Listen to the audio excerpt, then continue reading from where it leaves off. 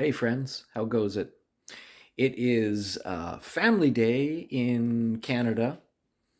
I don't know, is that what it is? I think it is, something like that.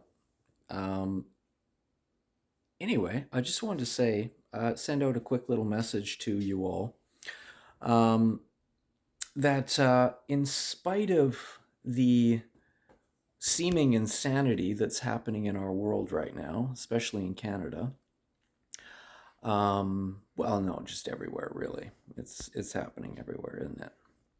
But hey, there's a doggy right there. Hi, doggy. But yeah, in spite of that, in spite of the difficulties that we as human beings are experiencing right now, um, I just wanted to say that there's no problem, and that might sound kind of like I don't know, just sort of what's the fucking word I'm looking for? I don't even know. But anyway, probably get what I mean. But yeah, I don't mean to sound blah, blah, blah, blah, blah, but there's no problem. And the reason that that can be said with assurance is that at the core of our being is this, let's say, the Buddha nature. Now, I mean, whatever the hell that means, all it means is that Buddha representing this awakened, aspect of our being. Um, at the core of our being is this Buddha nature, this awakened, peaceful, happy, totally chilled out sort of uh, way of being. And we have access to this all the time, constantly. It's right there, staring us in the face.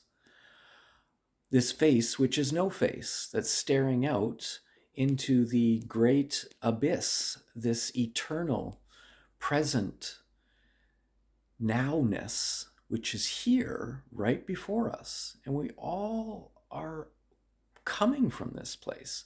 And yet we turn this light outwards and think of ourselves as these limited beings with these bodies of birth and death, and this world, which is clearly impermanent and in a state of flux, constantly changing. And yeah, look at that. There's a baby down there who's crying about it. But there's nothing to cry about. But it really appears that there is if we are looking out at this world and this body and this mind, which is constantly changing, constantly high, constantly low, flip flopping between doubt and confusion and happiness and sadness and anxiety and depression and oh, I just had a little piece of chocolate, so now I'm happy for 1.3 seconds. Yada yada yada. So that's our daily lived experience. But the whole point of the matter is that that's not who we are.